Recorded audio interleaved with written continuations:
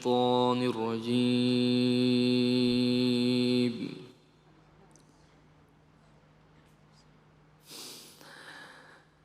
بسم الله الرحمن الرحيم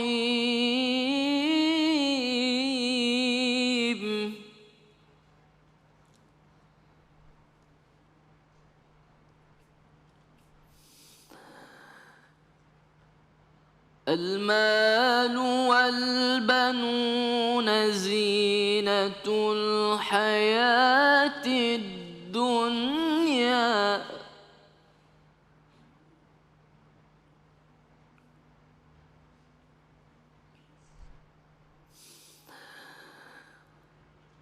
والباقيات الصالحات خير عند ربك ثوابا وخير أملا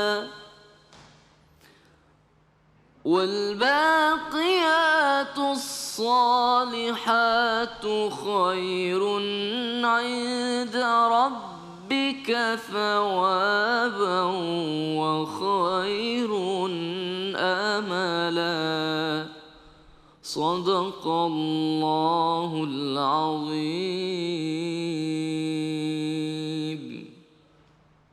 Dengan menyebut nama Allah yang Maha Pengasih lagi Maha Penyayang, harta dan anak-anak adalah perhiasan kehidupan dunia. Tetapi amal kebajikan yang terus-menerus adalah lebih baik pahalanya di sisi Tuhanmu, serta lebih baik untuk menjadi harapan.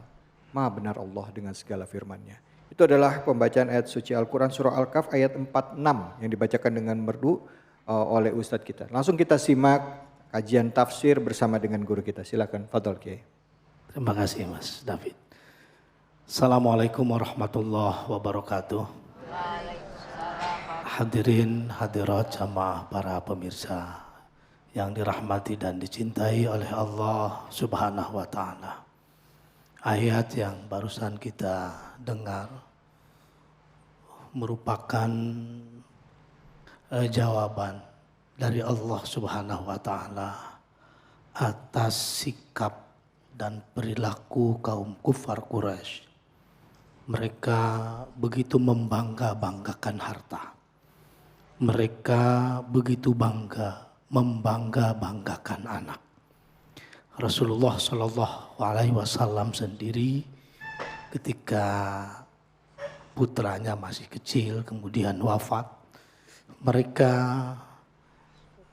katakan bahwa Muhammad itu abtar.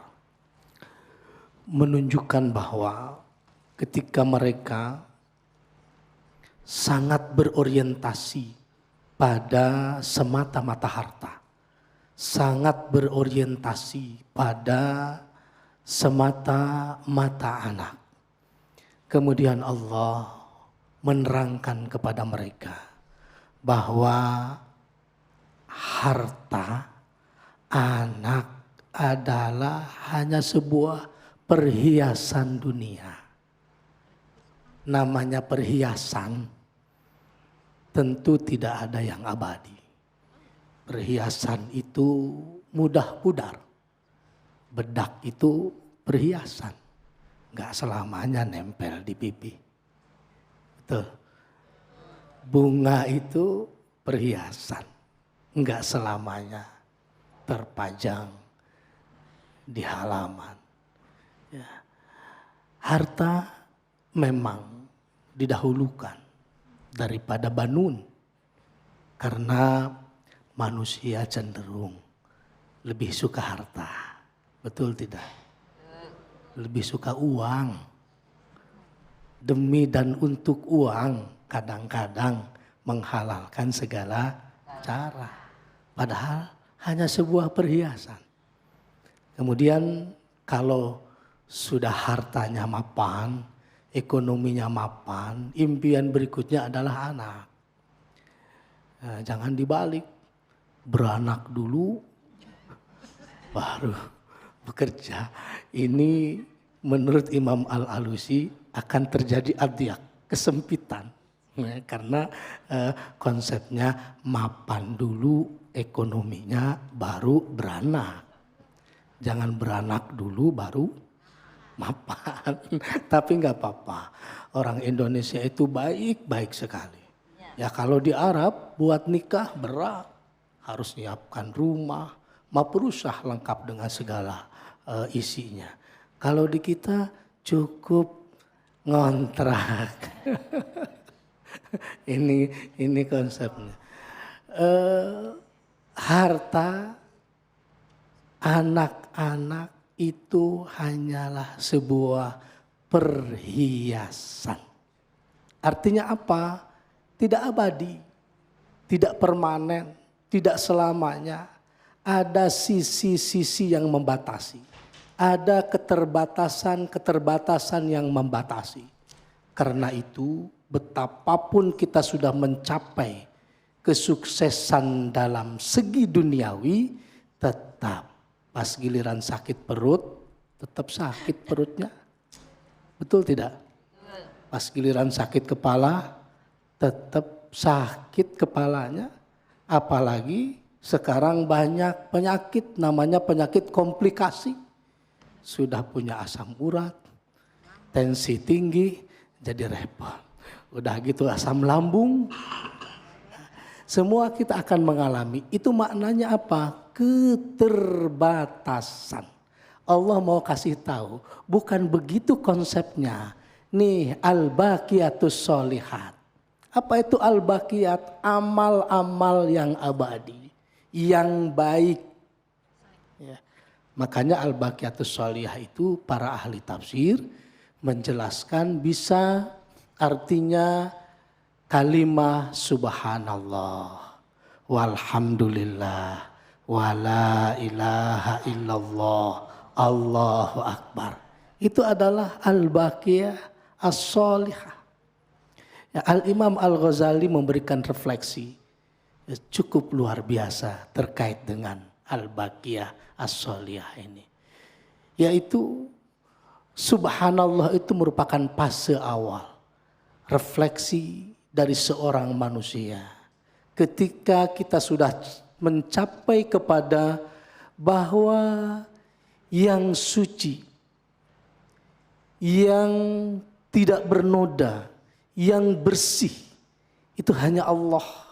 Sehingga tidak patut bagi kita menyematkan sesuatu yang tidak layak terhadap Allah.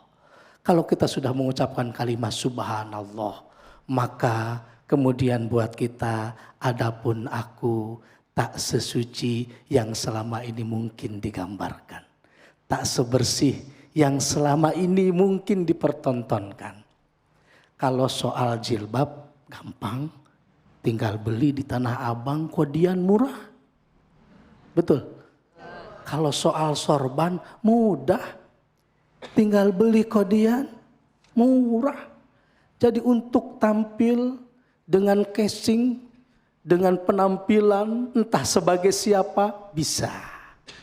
Tapi kita tidak bisa membohongi tentang sesungguhnya siapa kita. Maka subhanallah mengingatkan kepada kita yang suci hanya Allah. Jangan sok.